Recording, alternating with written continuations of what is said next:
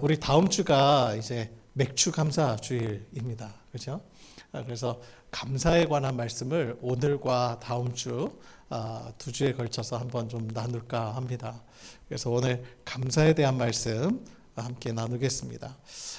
제가 예전에 한번 이렇게 롯데리아를 갔어요. 아이랑 이제 팥빙수를 먹는데 그 손님이 들어올 때마다 아르바이트생이 이렇게 인사하는 모습을 유심히 보게 된 겁니다.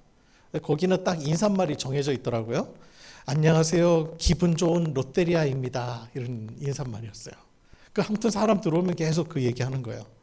그런데 그 아르바이트생의 표정은 이 말과는 너무 다른 겁니다. 표정이 좋지 않아요. 너무 지쳐 보여요. 너무 힘들고 참 안쓰러운 마음이 딱 드는 겁니다. 그런데 그 모습을 딱 보는데 문득 맥주 감사 주일을 앞둔 나는 좀 어떤가 그런 생각이 들었어요. 분명히 감사에 대한 설교를 하게 될 텐데 내 마음도 정말 그 설교와 같은가 그런 질문이 든 겁니다. 그리고는 우리 성도님들의 마음은 어떠실까 싶은 생각이 들었어요. 교회 절기상 우리가 맥주 감사 주일을 지키게 될 텐데 마음은 너무나도 지쳐 있고 그리고 힘든 분들이 분명 계시리라 싶습니다. 자, 여러분 지난 반년을 돌아볼 때 여러분들은 어떤 감사가 떠오르세요? 지난 한 6개월을 돌아보면서 나는 특별히 감사한 것이 잘 안 떠올라요. 또 그냥 반복되는 일상이었어요. 혹시 그런 분 계십니까? 그런 경우가 있다면 오늘 진짜 우리에게 감사할 내용이 무엇인지를 한번 깨닫는 그런 시간이 되기를 소망합니다. 여러분 감사를 우리가 회복하는 일 대단히 중요합니다. 우리가 지난 6개월을 지나오면서 감사가 붙잡아진 사람은 나머지 6개월을 또 감사로 살아갈 수가 있어요. 감사가 있는 인생이 신난 인생이에요. 즐거운 인생이죠. 지난날에 대한 감사가 있는 사람만이 나중에 주님 앞에 설 때 기쁨과 감격도 있을 겁니다. 자, 그렇다면 이 맥주절 우리가 다음 주에 이제 맞이하게 될 텐데 그 의미가 도대체 무엇이고 또 나는 무엇을 감사해야 하는가 그 마음을 어떻게 준비하고 있어야 하는가 그것을 오늘 좀 살펴보고자 해요. 사실 맥주절은 하나님과 이스라엘의 사이의 관계에 의미가 있습니다. 언약의 관계. 우리가 맥주절을 7.7절이라고도 하죠. 많이 들어보셨죠? 유대 절기상 초실절 이후에 7일씩 7번 7주가 지나고 맞이하게 되는 절기라는 뜻에서 맥주절을 7.7절이라고도 합니다. 그래서 그렇게 의미를 붙이는데 맥주절의 또 다른 의미로는요. 우리가 아까 7 곱하기 7 하면은 49죠. 그죠? 그러니까 그 다음 날, 그 50일째 되는 날이라고 해서 다른 이름으로는 오순절이다라고 부르기도 했죠. 이 오순절을 신약 시대, 예수님 시대에서는 뭐라고 표현했죠? 오늘날 우리 개신교에서는 성령 강림절이라고 부릅니다. 예수님께서 부활하신 후 40일 동안 제자들과 함께 계셨다가 승천하시고 그리고 120명의 성도들이 아무튼 10일 동안 정말 마가다 앞에서 전심을 다해서 기도합니다. 그때 성령을 받게 되는 오순절이 바로 성경 구약에서는 맥주절이었던 거예요. 그러면 아마 우리 성도님들 중에 눈치가 빠르신 분들은 그런 질문이 드실 거예요. 아니 그런데 왜 목사님 성령 강림절에 우리가 맥주 감사주의를 지키지 않고 매년 7월 첫째 주에 드립니까? 그죠? 성령 강림절이 있는데 그때 맥주 감사주의를 지키면 되잖아요.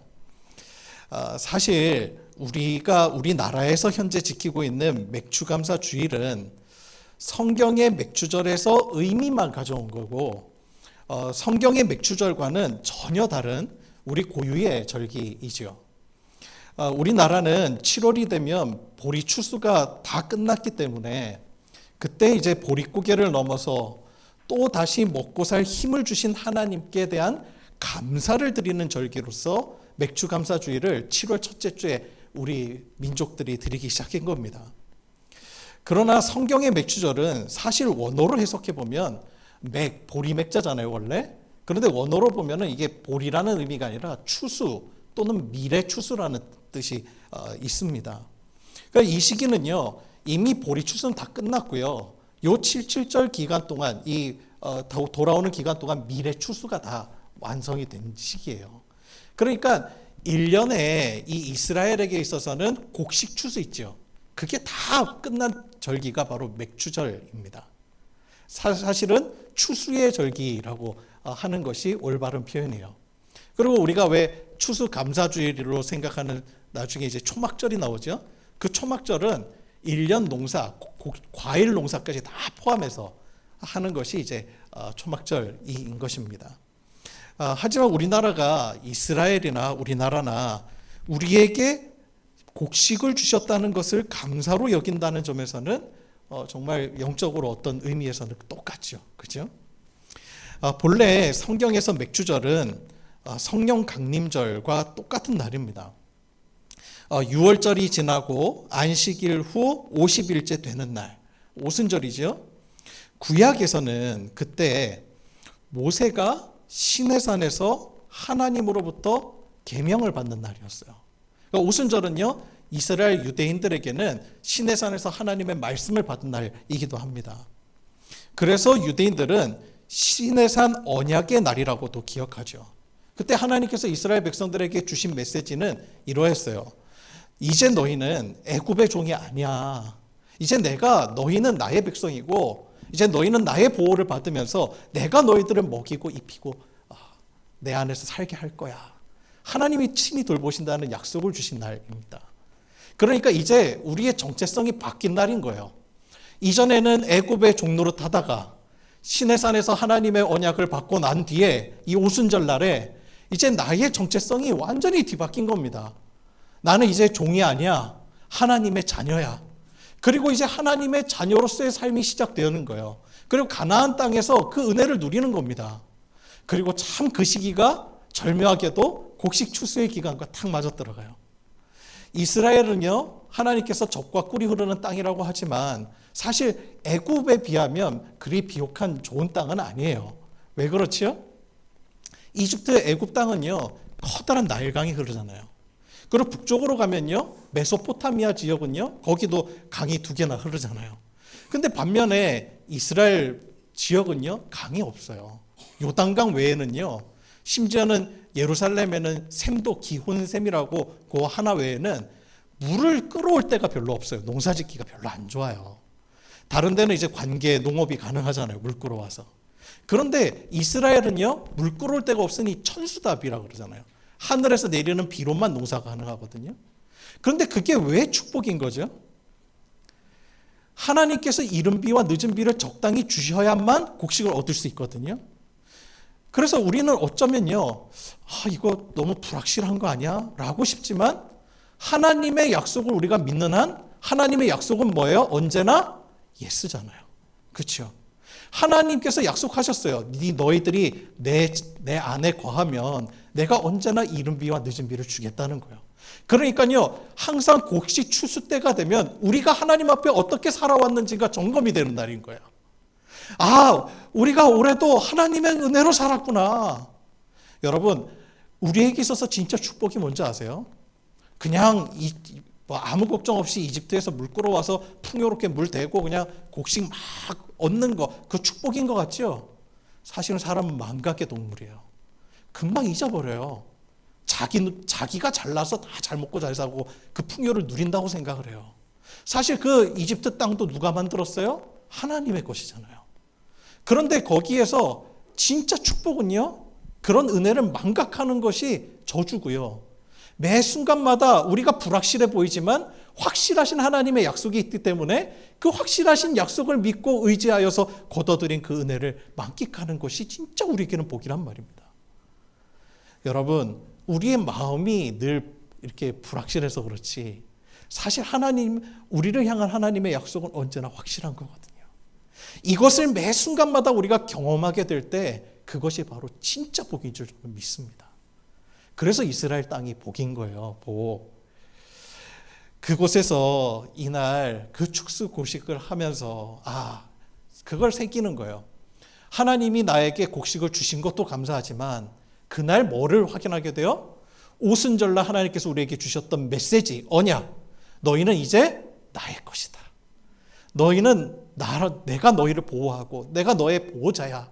이러한 메시지가 다시 한번 마음속에 새겨지는 날인 거예요. 그러니까 이게 복인 거죠. 이스라엘 백성들은 맥주절 때마다 이 언약을 기억하는 거예요. 그래, 나는 하나님의 백성이지. 나는 하나님의 자녀야. 그래서 유대인들에게 이 맥주절의 감사는요, 한 해 동안 이 밀과 보리를 얻게 하신 그 은혜도 감사하지만 더 본질적으로는요, 내가 하나님의 백성이 되었다는 그 사실 자체가 감사한 거예요. 여러분, 이 감사의 차원이 다른 거예요. 구원의 은혜도 너무 감사해요. 그런데 광야에서 먹이고 입히셨던 하나님께서 가나안 땅에서도 추수의 기쁨을 주시네요. 그러니 여러분, 얼마나 감사한 절기예요. 그렇죠? 그런데 이스라엘 백성들이 시간이 흘러서 이스라엘 땅에 거주하면서 그들도 우상 숭배에 타락하게 됩니다. 그러면서 점차 첫 번째 무너지게 된 것이 이 절기가 무너져요. 사라져요. 특별히 맥주절이 사라져버립니다. 하나님의 백성대로, 언약대로 더 이상 살아가지 못한 거예요. 그로부터 그 땅이 고통이 시작이 된 땅이 되는 거예요. 그렇게 이스라엘 백성들이 완전히 하나님의 언약을 떠나서 등져서 징계받을 때, 그럼에도 불구하고 하나님께서는 그들을 포기하지 않으십니다. 그래서 하나님께서는요, 그들이 하나님을 등지고 돌아선 그 등에다 대고 하나님께서 홀로 선포하세요. 메시지를 예언자를 통하여. 하나님께서 예레미야를 통하여서 새로운 언약 체결에 대한 말씀을 선포하세요. 예레미야 31장 31절 이하에 보면 이렇게 기록됩니다. 제가 읽어드릴 테니까 잘 들어보세요. 여호와의 말씀이니라.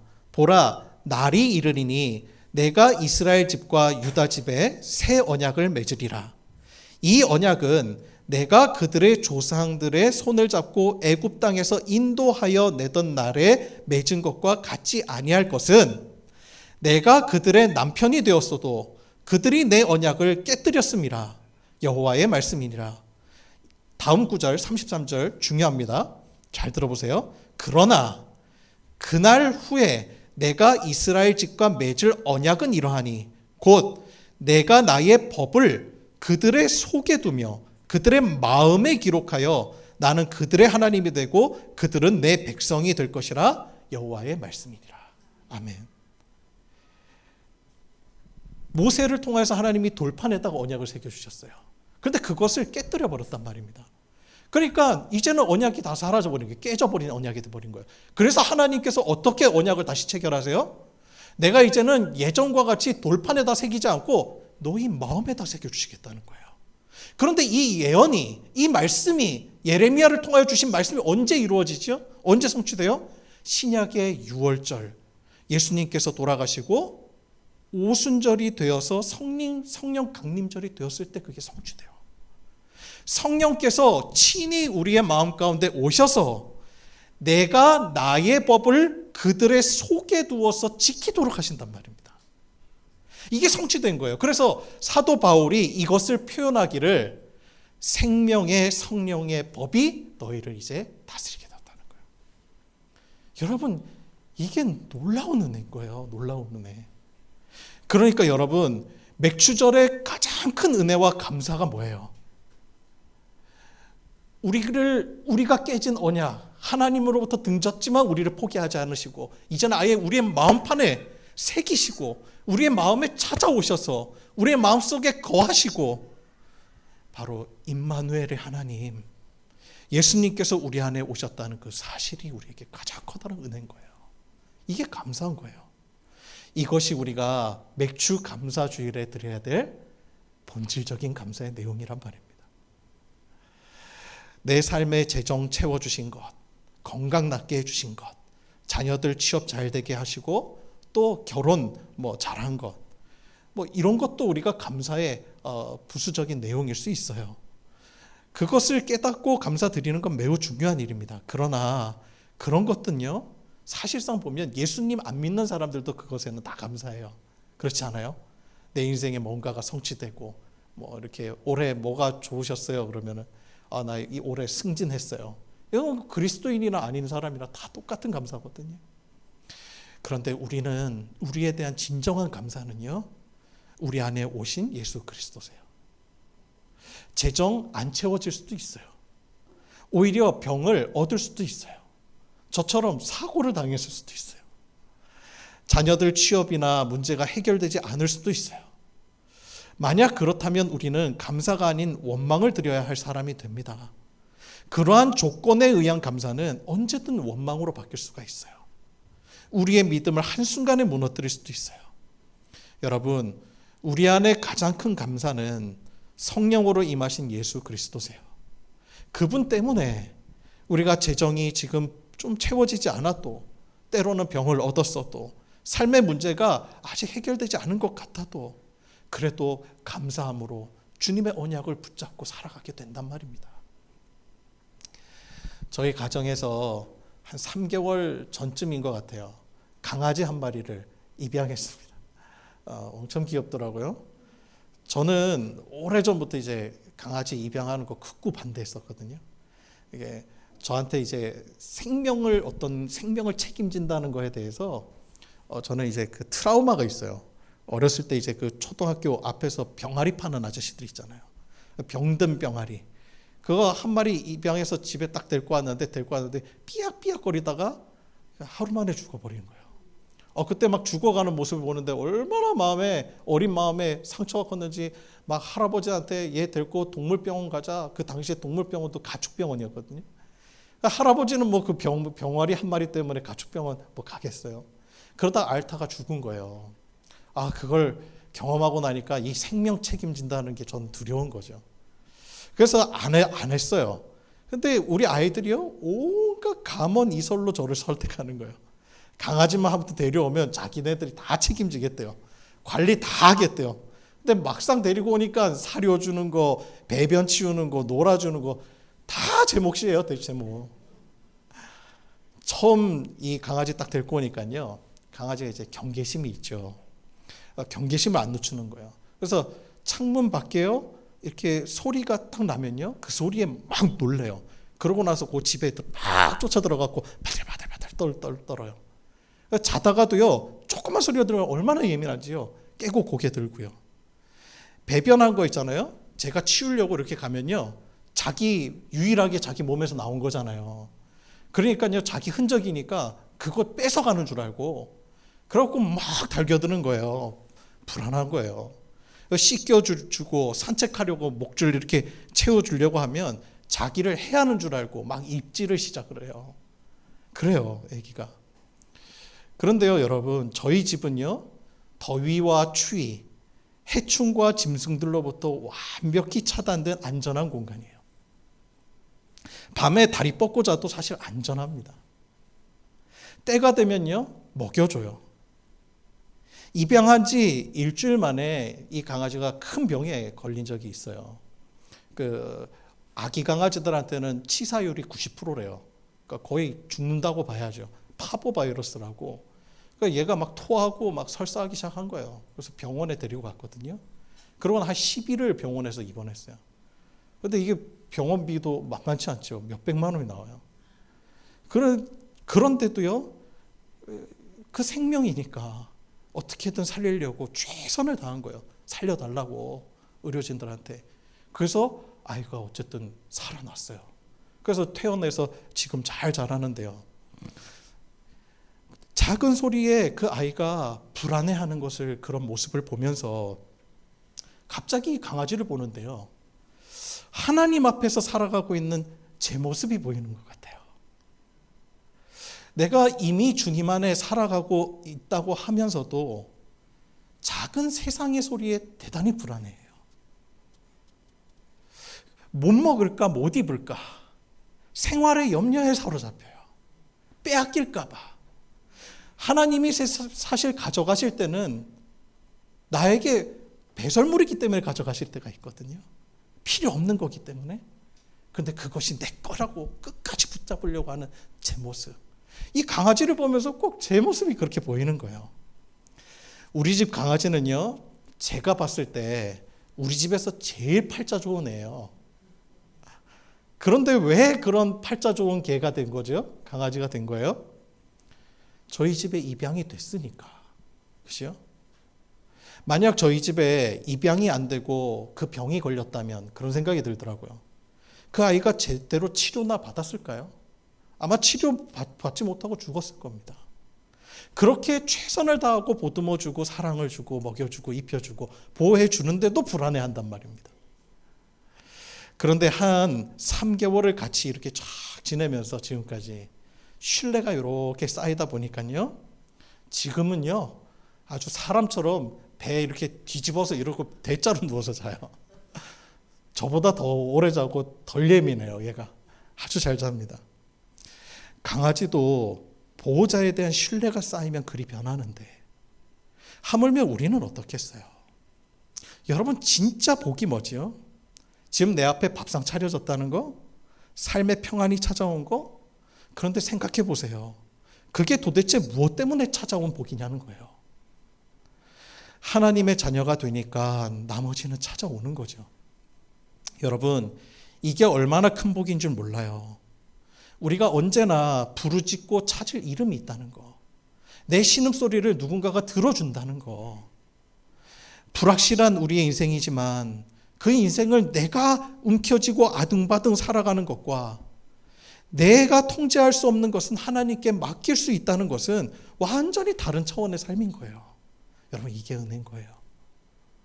여러분, 그런 맥락에서 오늘 본문은 이 맥주감사절과 연결되어 있는 놀라운 본문이에요. 성령 강림절 이후에 벌어진 첫 번째 기적이 바로 오늘 본문에 기록이 되어 있습니다. 우리가 잘 아는 성전 미문에 앉았던, 태어나면서부터 걷지 못했던 안진뱅이가 바로 고침받는 장면입니다. 여러분, 제가 누누이 설교 때 기적이 어떤 의미인지에 대해서 말씀드렸지만, 기적은 하나님이 어떤 본질적인 메시지를 주시기 위한 사인입니다. 그렇죠? 근데 우리는 이 기적에만 주목할 때가 많아요. 저도 그랬어요. 목회자인 저는 본문 대할 때마다 베드로와 같은 능력이 있었으면 좋겠다고 생각했어요. 예수님의 이름으로 일어나 걸으라 하면 치유되는 그런 능력의 종이 되고 싶었습니다. 기적을 행한 베드로를 저 자신에게 적용한 거죠.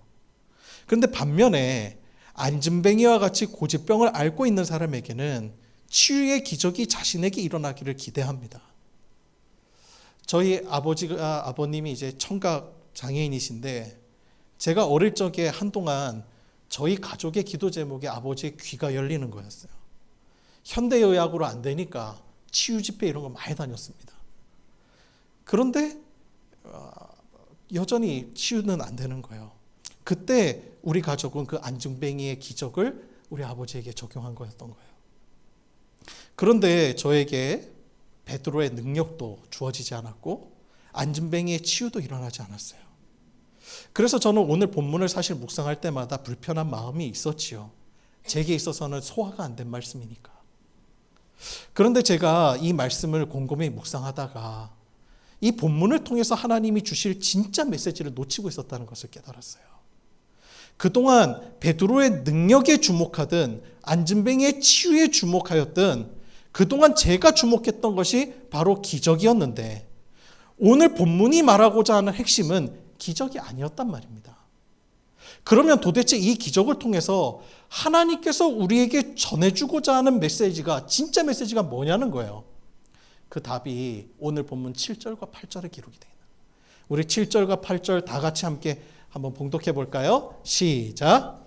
오른손을 잡아 일으키니 발과 발목이 곧 힘을 얻고 뛰어서서 걸으며 그들과 함께 성전으로 들어가면서 걷기도 하고 뛰기도 하며 하나님을 찬송하니. 여러분은 이 메시지에서 뭐가 눈에 들어오세요? 뛰기도 하고 발목에 힘을 얻고, 그죠? 이거의 메시지에 눈이 들어오시죠. 근데 메시지를 딱 읽다 보니까요, 이거보다 더 중요한 게 있어요.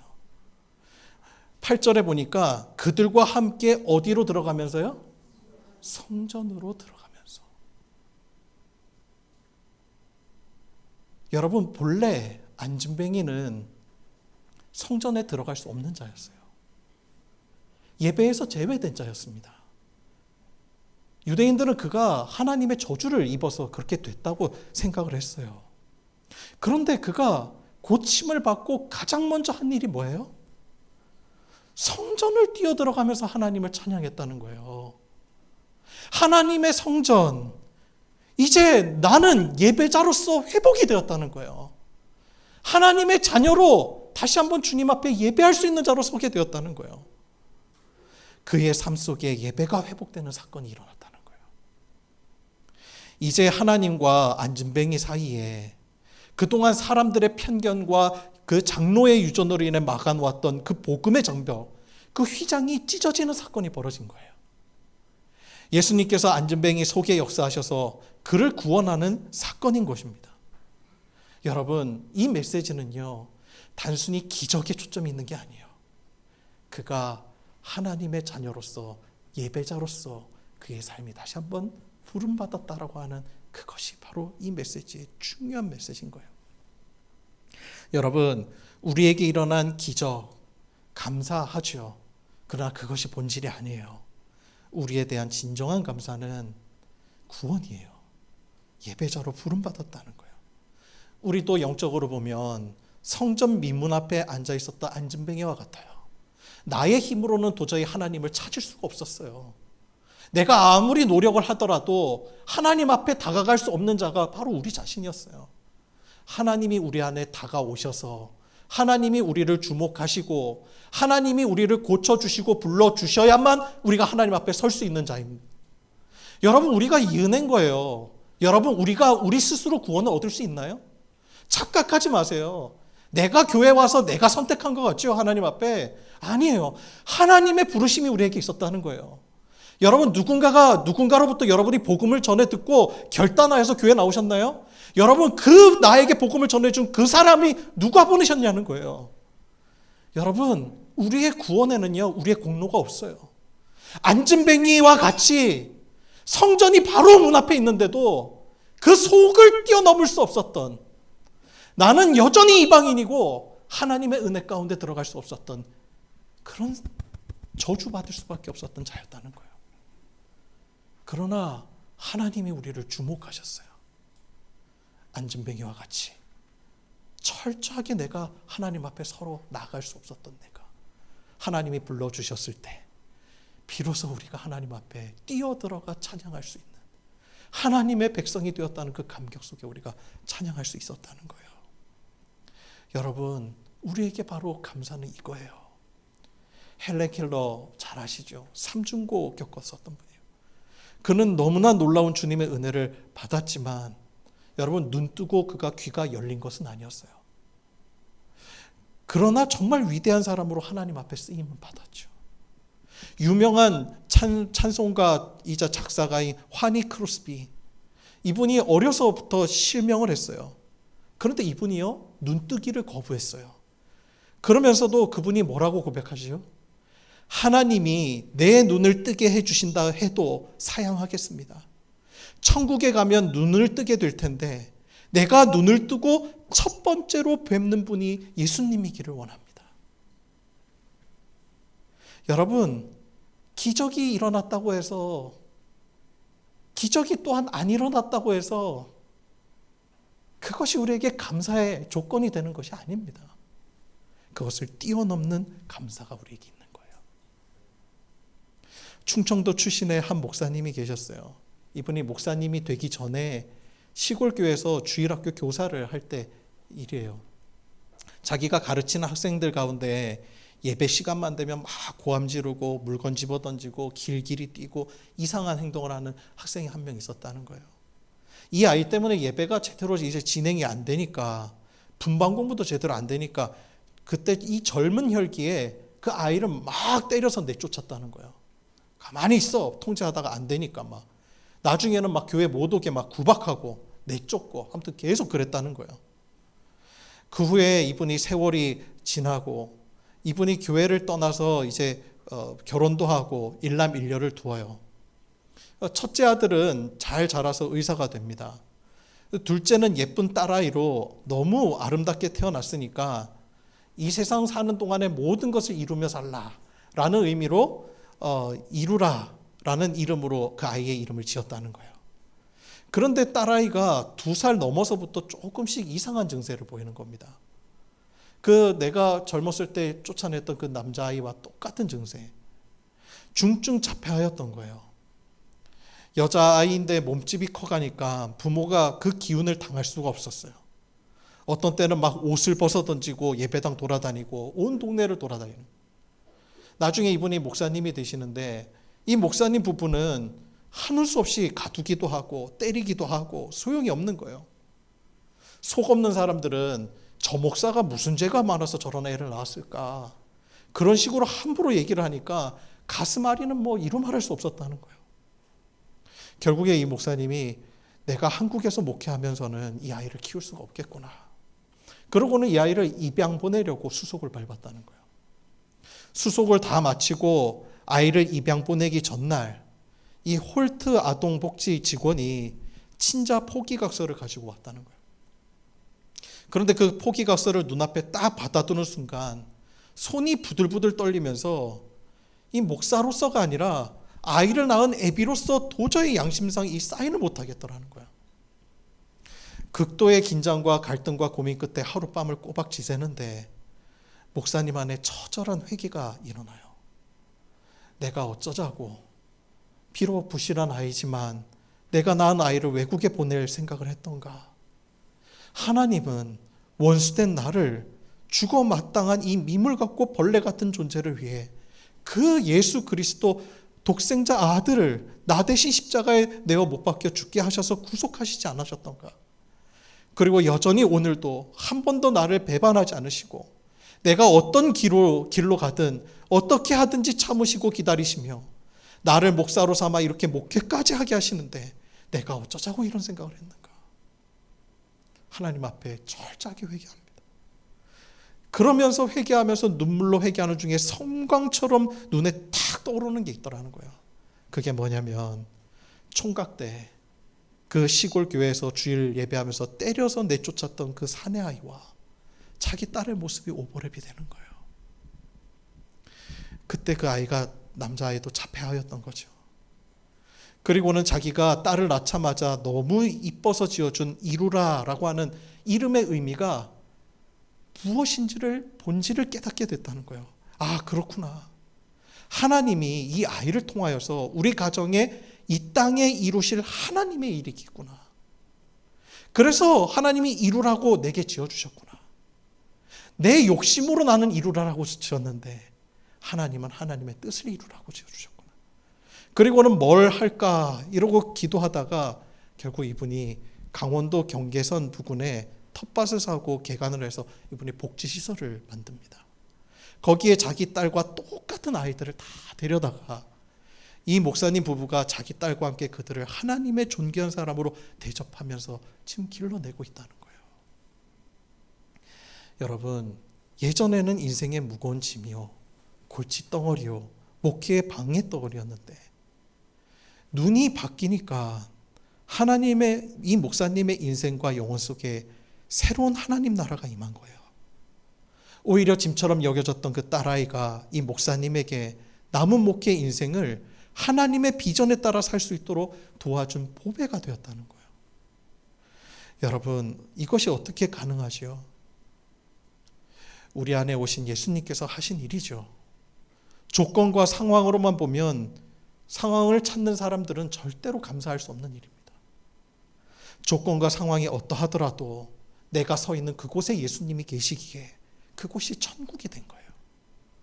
여러분, 바로 이 차이인 겁니다. 그러므로 여러분, 우리의 감사의 조건을 상황에서 찾지 마십시오. 실제로 우리의 감사는 상황이 아니라 우리의 태도에 달려 있습니다. 우리의 마음에 주님의 임재, 주님의 약속이 있는가? 그 약속을 내가 진짜 믿고 있는가? 이것이 우리의 삶을 완전히 다른 방향으로 들어가는 그런 열쇠가 되리라 싶습니다. 여러분, 바로 그 은혜와 그 감사가 이번 맥주 감사 주일에 고백되어지는 저와 여러분 되기를 주님의 이름으로 축원합니다. 기도하겠습니다.